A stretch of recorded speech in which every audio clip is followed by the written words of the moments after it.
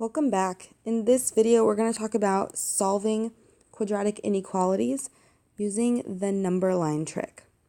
So right here, I've written out just a regular quadratic equation.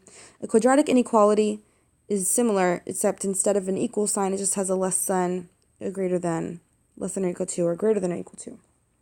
So let's do a couple examples. In this video, I'm not going to do any hard problems. I just want to talk about the process. So we're going to follow these steps over here. So let's try this problem together. The problem is asking me where this expression is less than 0. So step 1 says bring all your terms to the same side of the inequality. All my terms are on the same side already. If you have 0 all by itself, then you know you're good to go. Step 1 is finished. Step 2 is to factor. So I need to factor this expression using magic X. I need two numbers that multiply to 6 and that add up to 5. They're 3 and 2, so let's factor this. Is less than 0. Your next step, once you factored, is to find your roots. If you remember, finding your roots just means set each factor equal to 0 and solve for x. So my first root is -3, and I got that from the first factor. My second root is -2. Now that we found our roots, we're going to stick those on a number line. So number line, just what it sounds like, it starts at your most negative values and it goes in the positive direction. So make sure you have them in the right order. Now, our objective here is to determine where on the number line. So note that I have 3 sections. I've got this section, which is from -infinity to -3. This middle section between -3 and -2. And then this guy, from -2 all the way to positive infinity. My job is to see in each section if I am positive or negative. So stay with me while I walk you through the logic. So we're always going to start on the rightmost side. Always begin over here. I want to put a plus, I want to put a plus or a minus depending on whether it's positive or negative. So to find the first guy, you always want to go back in the very, very front over here of your factored expression. If there is nothing there, no negative sign, then you have a positive 1 being multiplied out in front. And since it's a positive value, that means that in this part of the number line, we're positive. So we're just going to stick a plus sign. So again, you always start on the most right-hand side and then look out in front. If it's not negative, then you're positive. So you put a plus sign. Next, I'm going to go backwards. So I did the rightmost side. Now I'm going to go this way. I'm going to try to figure out this middle region. Is it positive or negative? Here's how you do it. See how we crossed over this -2? So I'm going to go to the -2. It's over here. And go to the factor that I got it from. Okay, here's my factor that gave me -2 as a root. We want to examine its exponent. So since we don't see an exponent, that means technically there's a 1 there. It's x plus 2 to the power of 1, which takes me to my next point. This is really important. I'm going to put a skull to indicate how dangerous and important this is. If you have an odd exponent for that factor, then you're going to flip the sign. If you have an even exponent, then you're going to keep the sign the same. You might be saying flip it or keep it the same from what? Well, remember how I started positive in the blue region? I'm going to, because it's a 1 and it's odd, I am going to flip my sign. So this was positive, that means that this guy is negative. Why?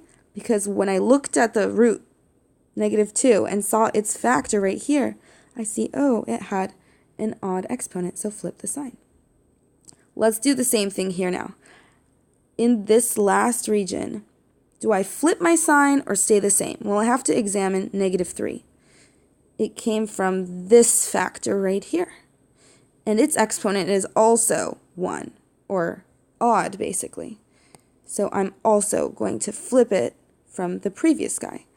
So we started positive because of the number out in front. That's how you know where to begin. And then we flipped, and then we flipped. So we're basically done here. We just have to do one more thing. Go back to the question. Are we interested in negative numbers or positive numbers? So it says, where is the sky less than 0? Meaning we need to get some negatives. So we're going to shade everywhere in here that has a negative value. And that would be this middle region. Okay. Now at -3 and at -2, those are where I equal 0. Because if you take -3 and plug it back into the original equation, -3 plus 3 is 0. 0 times anything is 0, okay? But 0 is not less than 0. It doesn't satisfy my equation. I don't want to include zeros because it doesn't say less than or equal to. So to indicate that I'm not interested in that value, I'm going to put an open circle. And an open circle at -2 also, because it will also give me 0. So finally, we're going to put this in interval notation.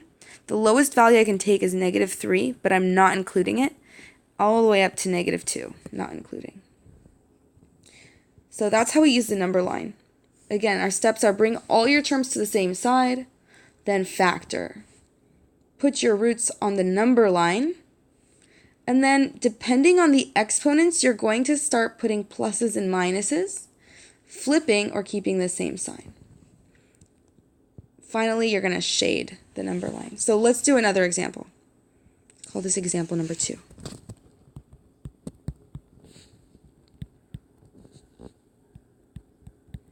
Okay, this problem says x squared greater than or equal to 4. So how shall we begin? What you definitely do not want to do is take square roots, okay? Because we're violating step 1, which says bring all terms to the same side. So do not do that. Trust me, you will get the wrong answer. You can work it out and compare it with what we're about to get. So you need to subtract the 4 on both sides. We're left with x squared minus 4 is greater than or equal to 0.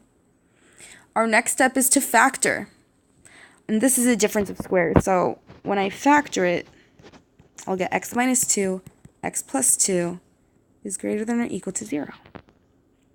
Next, we'll find our roots. From this first factor, I get x equals positive 2. And from this second factor, I get x equals negative 2. So remember, I'm just setting each one equal to 0 and solving for x. Next, we're going to put our roots on our number line. So we've got a negative 2 and a positive 2. And I need to decide whether remember, we always start on the right-hand side. Am I positive or negative? So I'm going to look out in front of my expression. The sign out here, there's no sign, meaning that I've got to be positive. You know when it's negative because there will be a negative out in front. So I'm starting positive. Next, I need to go to my second region.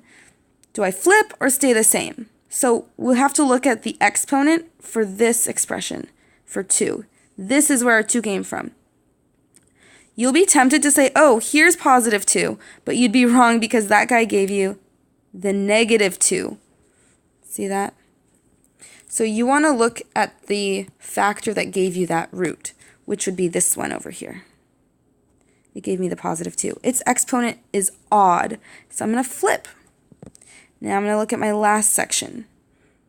Examine this factor. Okay, negative 2 came from right here, and its exponent is also a 1, which is odd. So again, I'll flip my sign. Now the question says, now we look at the original question. It said, where is this greater than or equal to 0? So basically, where are we positive or 0? Well, I know for sure that these are my zeros. And since I want to equal 0, I'm going to shade them in to say, hey, yeah, that's part of my answer. And then greater than 0 means positive. So we're going to shade our positive values, the positive parts of our number line. And remember, this number line goes on forever. So you can draw arrows if you'd like. Finally, we're going to put this in interval notation. The lowest value, it goes on forever that way. So it's going to be negative infinity to negative 2. And I'll include negative 2 because, again, it's greater than or equal to 0. And then I pick up again at positive 2 and they go on forever until infinity. That's how you use the number line trick.